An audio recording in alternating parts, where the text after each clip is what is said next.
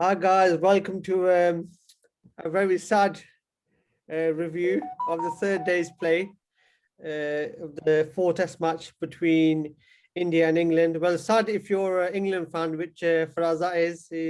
He's desperate to air his opinions and say what he's got to say. But just a quick recap, India started the day at 294 for seven.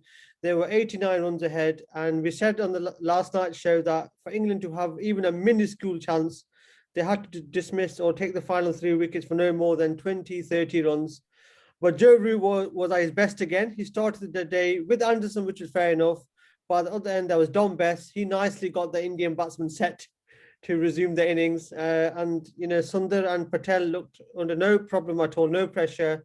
And they took the lead all the way up to 160. Sundar looked set for a well-deserved century, but there was a poor run out, poor running from Patel, and the last three wickets fell for no further score. And unfortunately, Sundar ended the innings on a magnificent 96 not out. I'm sure there'll be a lot of centuries coming from him in the future, and he won't be batting as low as 8. Coming on to England's batting, then they were trailing by 160. There was no real hope of kind of winning the game or even putting India under pressure, but being 160 behind. But it was another dismal batting performance, probably up there with one of the worst in the series. Actually, looking at the condition of the pitch, which still seemed quite decent to bat on. Dismissed for 135. No real contributions. Joe Root chipped in, but the best one was Lawrence played 50. He actually batted well on both occasions in this test match, so that's a positive. But Patel and Ashwin, 5 wickets again. So it's kind of, deja vu, as we say. It's been happening for the last three test matches. And England lost by an innings and 25 runs. So for us, you said yesterday there were runs to be had on this pitch. I remember you saying that. Were you talking about the India's tail or were you talking about England's batting, first of all? That's a good point. I was very, very optimistic yesterday, giving England a slight sniff, I guess. But that quickly turned into reality after I saw Washington Sundar just go his merry ways and play a very, very good innings. Yeah, but we've criticized Joe Root enough, so we're not going to dwell too much on the point about Dom Bess, resuming today, opening the bowling for one end. What do you think of Sundar then? He's batting at 8 at the moment. He's playing as pretty much a batting all-rounder, actually, because he's really the third choice spinner. Now, going forwards, especially away from home and when Jadeja's fit, he's never going to be good enough to even play as a second spinner. So what do you think? Do you reckon he's got the potential to bat in the top 6? Otherwise, he's going to struggle to get in the team, isn't he? Playing as a batsman at 8, especially away from home. Well, from what I've seen in this series, I didn't really see much of him in the Australian series. Apparently, he batted very well. Yeah, he did. There as well. Yeah. But from what I've seen in this series, he's got a good temperament. Yeah. And he's got a good character as well because he was coming back from 2 ducks. You got to bear in mind, and he showed a lot of character and a lot of guts and determination. And he's got a very good technique. He has got a very good technique, and as I say, he walked in at 146 for 6 when the game was in the balance, and maybe potentially even in England's favour at that stage. So just finally, we'll finish off on India as a team. Obviously, the spinners, we know they've done what they've done. Patel has been a revelation for them. Looking at them going forwards, there seem to be only a few spots. Maybe Gill as an opener, and controversial. Maybe Rahane is struggling to get runs. So, what do you think of them as overall team? Do you reckon they're pretty much sorted on all bases, or do you reckon then there needs to be a few changes for them to do well in England this summer? Well, as we know, I mean, in India they don't tour England very well. Yeah. Historically, I think they've only won one series in the last 5, I think. But they've always been competitive, even though some of the scorelines have been. They've always won a test match. They always have been competitive, but not as competitive as their counterparts, Pakistan. Pakistan have actually been possibly out of the subcontinental teams, the best touring team in England. Well, out of any team, really, if you look at it, Pakistan, even Australia haven't been great since I think with Pakistan, they historically they bowl really well in England, Pakistan. and that's why they do well, obviously here. So with India, I mean, obviously they've got the bowling to trouble England, but it's their batting that always is a concern in England. With the Duke's ball, obviously I think it makes a massive difference. It does, Uh, yeah. People have said that, the batsmen have said that, the bowlers have said that as well, how much it's with the, abrasive seam. yeah, It just nips around for a long time. So it moves more. Yeah, so that's going to be a very interesting series from India's point of view. I think they'll be very confident. Pandya will be back as well for that. So they maybe need him as a bowling all-rounder, his medium pace options rather than the spinning option. But and Jadeja also being fit, and they've got a really good, as you mentioned, a trio or even 4 or 5 fast bowlers that they can bring in. So that's going to be a really exciting series from their behalf. So talking about moving on to England now, as most of our obviously viewers and people want to talk about England or want to hear about England. Obviously, this was another collapse. There's no point dwelling too much on this collapse individually, but it's happened for the last 3 test matches now. The biggest concerning thing for me, I've said it before as well, is there hasn't seemed to be much improvement throughout the series. They started off really well through Joe Root on a flat pitch, but as the test matches have gone on, I've not really seen them develop a method or a way to play. And that's concerning, considering they've had 6 test matches in the subcontinent this winter. What are your thoughts? Do you reckon there's been enough improvement, or do you think it's just a case of they're not good enough to play in these conditions? Well, for a start, I think I'm not going to dwell much on the selection because I think that obviously is targeting Joe Root's captaincy again. Yeah. So I'm not going to go down that line. But technically, if you say technically, I mean, if we go by test, say for example, first test, obviously Sibley and Root batted amazingly well, and that just took the game away from India completely. Yeah. That partnership basically won them the game. I'm not sure won the game, but pretty much guaranteed that India could not win the game. I still think India should have still got a draw, but obviously, and we know on paper, if you look at it on paper, England realistically have only got 2 or 3 batsmen right now who can actually play in India and play a longer innings than other players. Yeah, the defensive to survive. Yeah, you've got. I mean, Sibley obviously played well in the first test. After that, he's been unlucky a couple of times. To be fair, he was unlucky. He was very unlucky today. Oh, very unlucky today. But when you watch him, Faraz, he's a prime example. I've not seen him. When he goes out to bat, I'm not expecting him to play extravagant shots. That's not his game.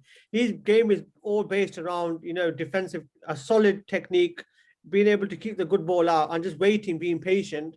Against the spinners, it just seems like he's not trying to change. He's doing the same thing every time. Like Curtin, really, his bat's going across his body. Like he doesn't know he's searching for the ball. It is, and that's his technique. And it was always going to be targeted, because his technique isn't ideal for those pitches. But he did actually find a method in the first test. He was sweeping very well. Yeah. He's got the reach, I guess, to sweep. Yeah. And he was using that to good effect. Even today, he was actually looking good. He looked right today. Yeah. He was looking good, and obviously was very, very unlucky. Obviously, he basically timed the pants off that shot. It hit short leg on the knee, and it popped up to the keeper. Do you know that dismissal just shows cricket, just some cricket completely because if you remember the first test match when England were completely on top, the way Pujara was dismissed against John Best. And it shows a full reversal a month later where the shoes on the other foot. And for me, all it says, when you're playing the better cricket, you always get the luck. And when you're struggling, these things happen to you. So obviously we said in terms of I'm looking for positives. Whenever you have a series like this, it's difficult, but there are still a few positives. And for me, the biggest one I've written down is Leach. The way he was demolished by Pant in the first innings of the first test match, and the way he's come back to be a very reliable performer. The modern day captain, as well as obviously looking for wickets from their spinner, looks for control and accuracy, and Leach has offered that throughout the series. So what do you think about him going forward? Do you reckon he's been a massive plus in the tour and going forward to keep him in the team? I mean, Jack Leach has proved his critics, I guess, that he can actually bowl. Because obviously, what you got to bear in mind is, fair enough, you're playing in India, you're playing on spinning tracks where you're going to get bulk of the bowling and you're going to get wickets. Yeah. Let's be fair. Yeah. but the expectation on Jack Leach was immense. You know, and the pressure of that and the way he's performed after the first test, like you said, where Pant took him apart, let's be honest. Yeah, Pant. Yeah. And after that, he's shown great character to come back and perform like the way he has. It's a very big plus. Especially considering normally in the subcontinent, in these type of conditions, you work together as a double act, two spinners, obviously, but he didn't have that option available with Dom Bess. So there's even more pressure on him that when he knew if he doesn't bowl well, then the seamers have to come back on, and then it's pretty much definitely all over for England. So I still think the positives are also, I think all the bowlers do well for England throughout the tour, apart from the Dom Bess. They've all come out with some credit. Ollie Stone was very positive signs in the second test match. Broad and Anderson, you knew what you're going to get. Archer was again showed his pace in the first test match. The third game, obviously, because of the way the game panned out, there wasn't much to be seen of him. So the bowlers, again, like pretty much always, to be honest with you, they hardly ever let England down, and they come out with credit again. Now, I've got down here a couple of question marks. They're big disappointments, for me personally anyway. Ollie Pope, he's had a brilliant start to his career. He's played spin well wherever he has played. And I really did expect from him that he was going to be like, potentially like the way Joe Root came into the India series in 2012, that he was going to, you know, contribute, not massively, but get 50s and, you know, look good with the bat. I am disappointed. He seemed to be, again, the conditions got the better of him. So what do you think going forward? Do you reckon he'll just quickly be able to put this aside and resume his good start to his career, or do you reckon it's going to set him back a bit? I have no doubt that Ollie Pope is one for the future. Yeah. I find him very, very, obviously his batting style is very similar to Ian Bell. Yeah, good comparison. He's been compared to him quite a lot. And if you look at it statistically as well, they're probably going around about the same averages when they actually started their careers. Yeah. You know, they were finding it hard at first. Even Ian Bell was finding it hard at first. Yeah, Ian Bell was very early on. Remember that we played in the Ashes series and he really struggled apart from a couple of innings. Even though exactly, I mean, I remember him touring. I'm not sure what. I'm sure it was it Pakistan after the 05 series.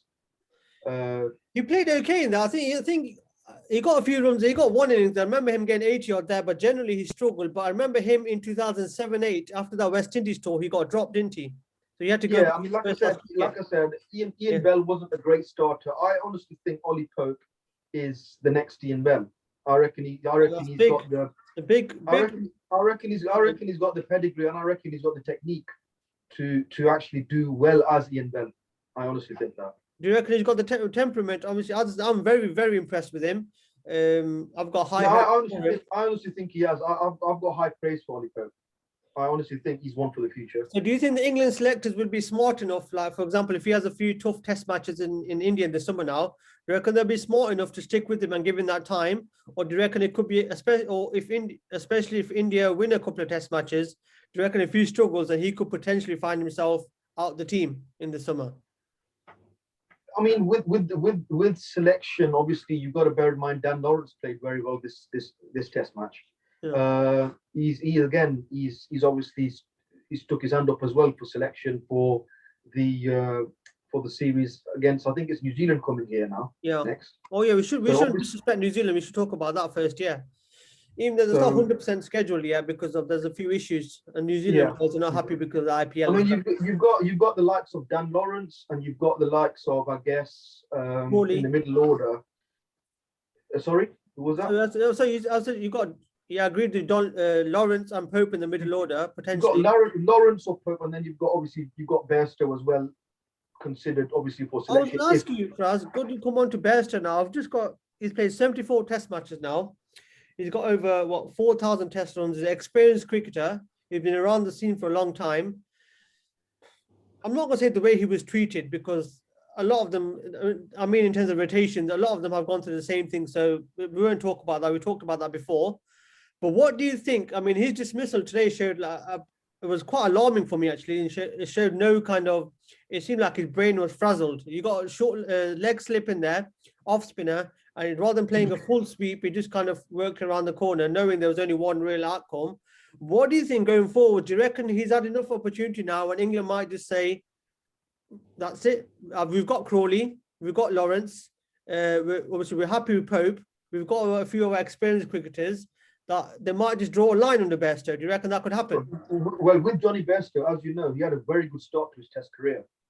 I think he was probably averaging around 50 odd for a couple of years. I think he was. Yeah, he did have a good start. Then he had that technical problem, didn't he? But then, like I said, he's been exposed. And a lot of teams have targeted him, and he hasn't done much about it.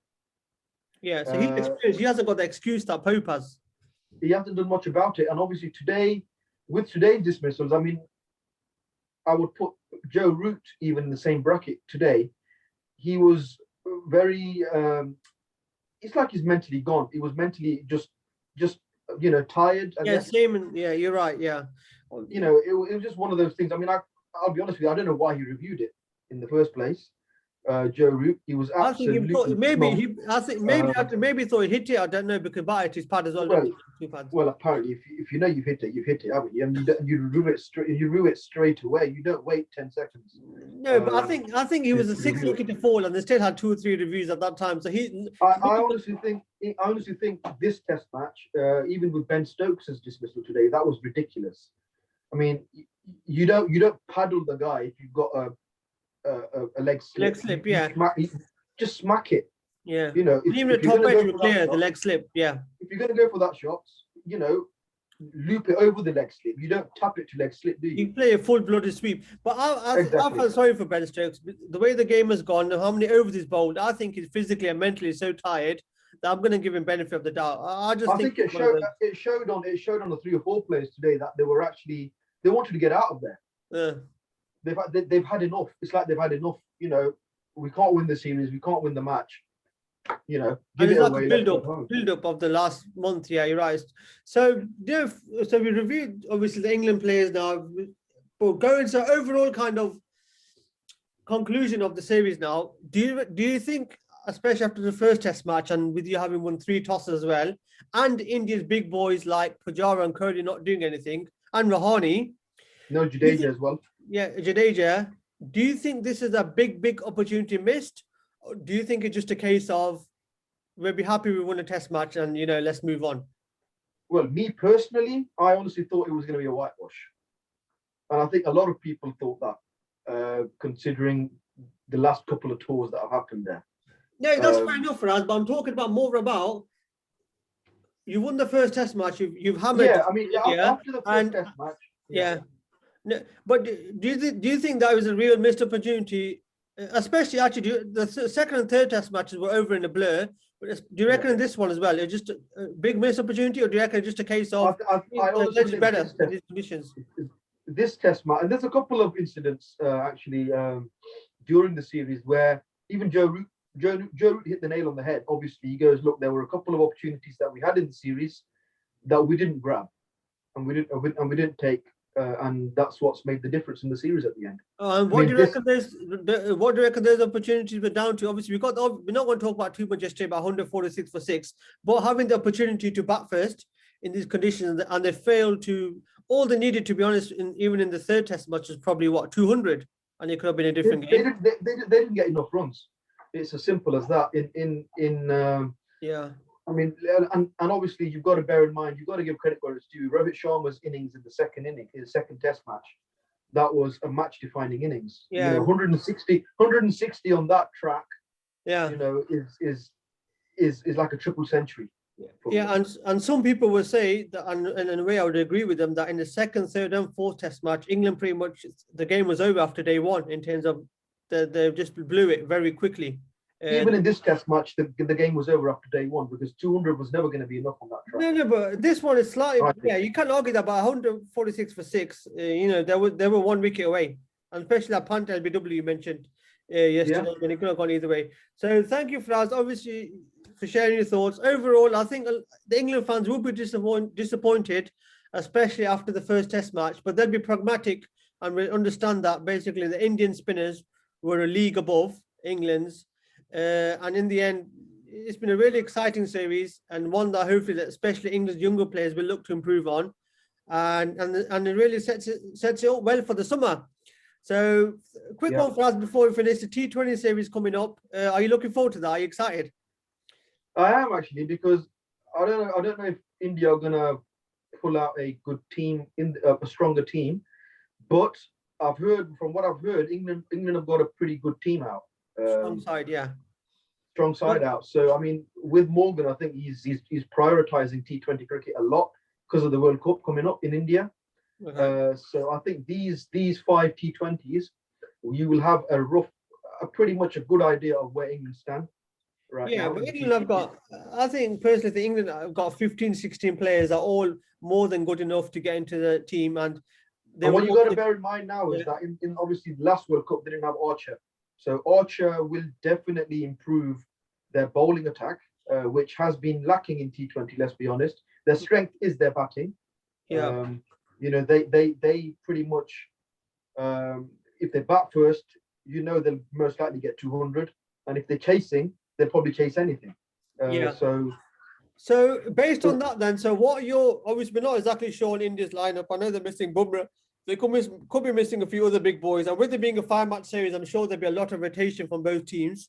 But yeah, what's your prediction? And finally, the final, what do you think the scoreline will be? I also think if England play to their potential and back themselves, I reckon England should win the series. Prediction wise, scoreline, I'm not going to say 5-0, like Glenn Rogal used to say. Yeah. I would probably go for 3-2 or 4-1 England. Oh, okay, so yeah, very positive thoughts, very optimistic, like you were yesterday again. So we'll see. Thank you, Fraz. We'll see how that series go. We'll be back very soon. Obviously there's no PSL at the moment, so we'll probably be back after probably review after the first 2 or 3 T20s. We'll have another video. So thanks everyone. Thank you for listening, watching, and thank you Fraz again for joining us. Battery's been missing today. He's not feeling great. Maybe watching England's batsman has got to his head as well. So thanks everyone, and see you again soon. See you later.